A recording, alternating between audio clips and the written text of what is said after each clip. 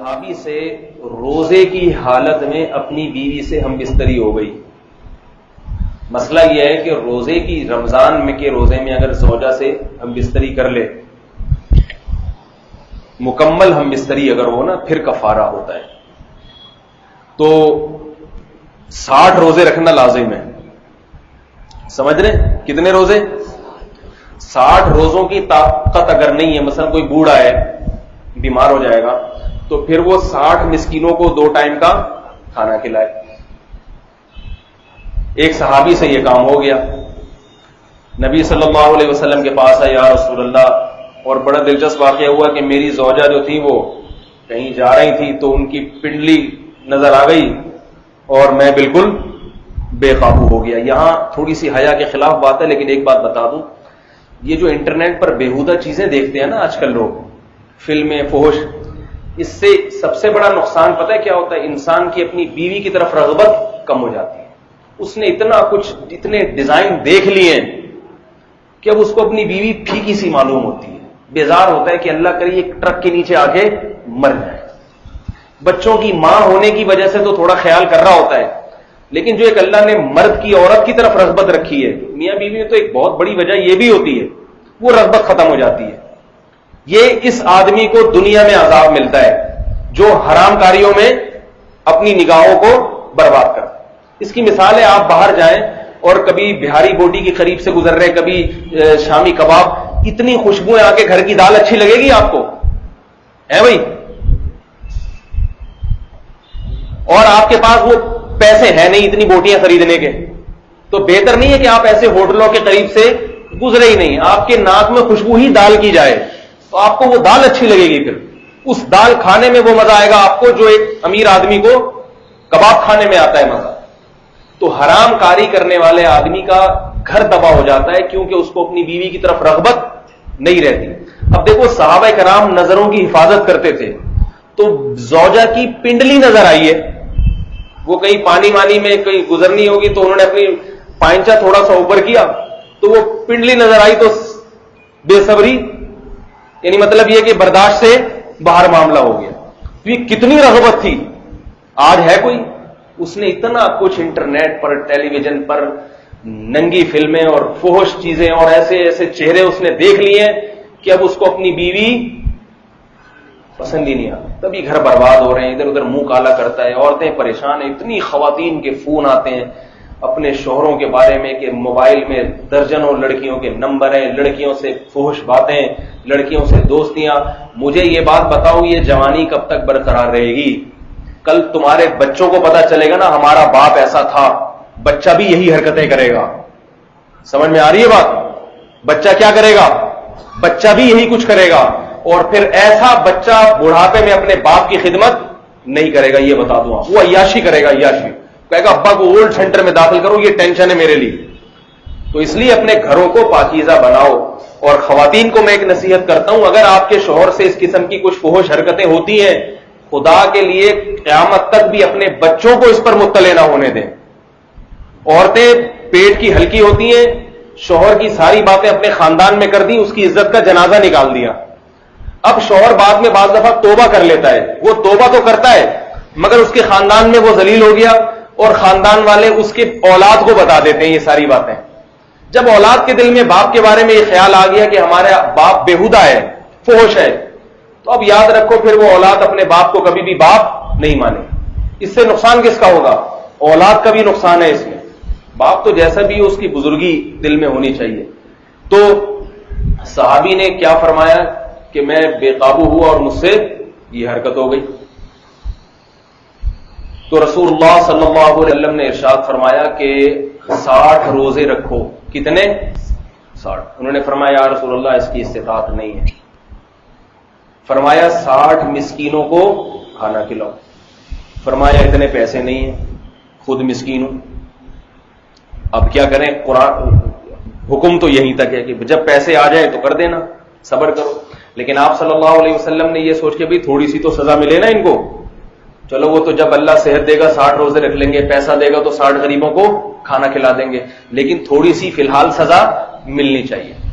تو آپ صلی اللہ علیہ وسلم نے صحابہ کرام سے فرمایا بھائی کچھ صدقہ، ان سے فرمایا کہ کچھ تھوڑی سی رقم صدقہ کرو، انہوں نے فرمایا کچھ بھی نہیں ہے. تو آپ صلی اللہ علیہ وسلم نے صحابہ سے فرمایا کہ ان کو کچھ پیسے سب جمع کر کے دے دیں. سب صحابہ نے تھوڑا سا ان کے لیے چندہ کیا، ان کو ہدیہ دے دیا، یہ لوگ. آپ صلی اللہ علیہ وسلم فرمایا جاؤ مدینہ میں کسی مسکین کو صدقہ کر دو، یہ رقم تمہارے بھی نہیں ہے، لوگوں نے جمع کر کے دیے، چلو لوگوں کے پیسے لے لو اور جا کے کسی مسکین کو صدقہ کر دو. تو صحابی کہنے لگے یا رسول اللہ اپنے سے زیادہ مسکین کو صدقہ کروں؟ مطلب یہ کہ میرے سے زیادہ تو کوئی مسکین مدینہ میں ہے ہی نہیں. آپ صلی اللہ علیہ وسلم مسکرانے لگے، فرمایا جاؤ کھاؤ اور بیوی بچوں کو کھلاؤ. غلطی بھی ہوئی اور پیسے بھی آ گئے.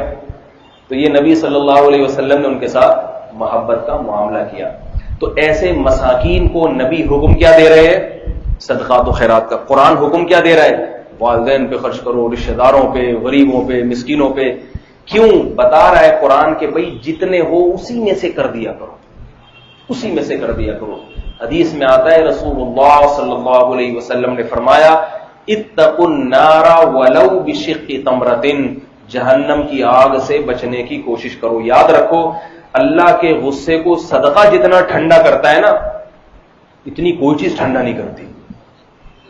جب کوئی انسان گناہ کرتا ہے نا، اللہ کو غضب آتا ہے، تو اللہ کے غضب کو ٹھنڈا کرنے کے لیے سب سے بہترین نسخہ کیا ہے؟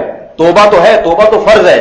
توبہ کے علاوہ دوسری چیز صدقہ کر دے، کسی غریب کو کچھ پیسے دے دے، اس سے اللہ کا غضب، غصہ کم ہوتا ہے اللہ تعالیٰ. تو آپ صلی اللہ علیہ وسلم نے فرمایا جہنم کی آگ سے بچنے کی کوشش کرو صدقے کے ذریعے. اور فرمایا اگر پیسے نہیں ہیں، غریب ہو، بشق تمرۃ، کھجور لو، کھجور کھانے کے لیے کھجور ہے نا، اس کے 2 ٹکڑے کرو، ایک خود کھا لو، آدھا ٹکڑا کسی غریب کو صدقہ کرو. اس آدھے ٹکڑے سے اللہ تمہیں جہنم کی آگ سے بچائے گا، آدھے ٹکڑے کی وجہ سے.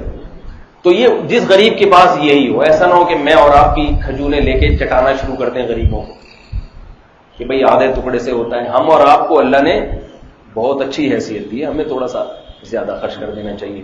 اور خرچ کرنے سے مال بڑھتا ہی ہے. آج تک کسی کا مال کم نہیں ہوا. اللہ کے نبی صلی اللہ علیہ وسلم نے فرمایا کہ صدقہ کرنے سے کبھی بھی مال کم نہیں ہوتا. اور قرآن میں بھی اللہ نے فرمایا کہ یمحق اللہ الربا ویربی الصدقات، اللہ سود کو گھٹاتا ہے. سود خور ہمیشہ روتا ہوا نظر آئے گا، پیسے ہی نہیں ہے، پیسے ہی نہیں ہے، ہر وقت مانگتا ہوا نظر آئے گا، دولت ہو کے بھی اس کا دل تنگ. اور آپ صلی اللہ قرآن مجید میں اللہ نے فرمایا ویربی الصدقات، صدقات کو اللہ کیا کرتے ہیں؟ بڑھاتے ہیں. دنیا میں بھی بڑھاتے ہیں، آخرت میں بھی بڑھاتے ہیں. تو کہاں سے کہاں بات چلی گئی؟ کیا بات کر رہا تھا میں؟ جی ہاں، مساکین پہ، میں بھکاریوں کی بات کر رہا تھا کہ بھائی ایسے غریبوں پہ خرچ کرنے کی عادت ڈالیں جو لوگوں سے مانگتے نہیں ہیں، خود جا جا کے ان کو دیں. اور پھر ان میں دیکھیں جو لالچی ہے، دیکھو اتنے پیسے تو کسی کے پاس نہیں ہیں کہ ساری دنیا کے سارے انسانوں کو دے دے، دینا تو محدود لوگوں کو ہے. تو جو لالچی ہے اور جو لالچی نہیں ہے، 2 آدمی نظر آئے تو جو لالچی نہیں ہے اس کو ترجیح دے دیا کریں. سمجھ رہے ہیں بات؟ البتہ مانگنے والے کو دینا بھی جائز ہے اگر وہ مستحق ہو. آپ سمجھتے ہیں کہ واقعتاً اس کو ضرورت ہے، پھر مانگ رہا ہے، کیونکہ ہر ایک میں ایک جیسا توکل نہیں ہوتا. بعض میں تو اللہ نے ایسا توکل دیا ہے بھوک سے مر جائیں گے مگر کسی کے سامنے ہاتھ نہیں پھیلائیں گے. اور بعض بیچارے کمزور ہوتے ہیں، وہ مانگ لیتے ہیں. اگر آپ سمجھتے ہیں کہ مانگنے والا ہے، مستحق ہے، اس کو بھی دے سکتے ہیں. میں صرف ترجیح کی بات کر رہا ہوں. ابھی رمضان آ رہا ہے تو بہت سے لوگ زکاتیں مانگتے پھریں گے، ہائے ہمارا یہ مر گیا، ہمارا یہ ہو گیا، ہمارا یوں ہو گیا، تو ہمارا یوں ہو گیا. اور سارے خرچے ان کے گھر کے ماشاءاللہ بہت اچھی طریقے سے چل بھی رہے ہوتے ہیں. بچے سٹی اسکول میں پڑھ رہے ہیں، ان کی فیس کے لیے زکات چاہیے. ایک بچے کی 6-6 ہزار فیس ہے، ان کی فیسیں پوری نہیں ہوئی، اس کے لیے کوئی اللہ للہ فی اللہ کوئی ہمیں زکات دے دے.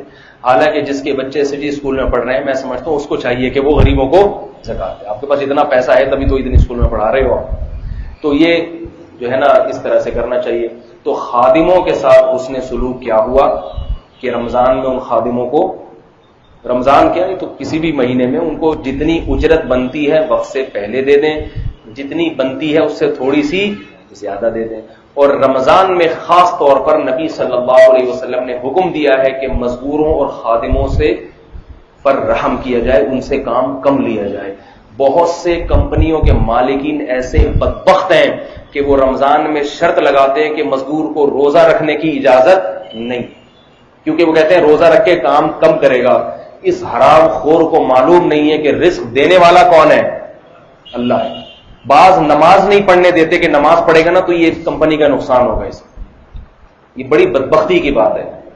تو اور سعودی عرب میں کیا ہوتا ہے؟ سعودی عرب میں، عربوں میں، جو میں بار بار بتاتا ہوں نا، کچھ صفات بڑی اچھی ہیں عربوں میں. ایک سخاوت، رمضان میں عربوں کی سخاوت دیکھو کبھی جا کے، وہاں پتہ چلتا ہے کہ ان آیتوں پر اصل عمل عرب کرتے ہیں. رمضان میں وہ کیا کرتے ہیں؟ خوب جو ہے نا اپنے مزدوروں کو اور ملازمین کو سہولت دیتے ہیں. یہ ویڈیو اگر آپ کو اچھی لگی ہے تو ہمارے چینل اسلامی گروپ کو سبسکرائب کیجیے اور بیل آئیکن کو دبائیے تاکہ ہماری آنے والی ہر نئی ویڈیو آپ تک پہنچ سکے.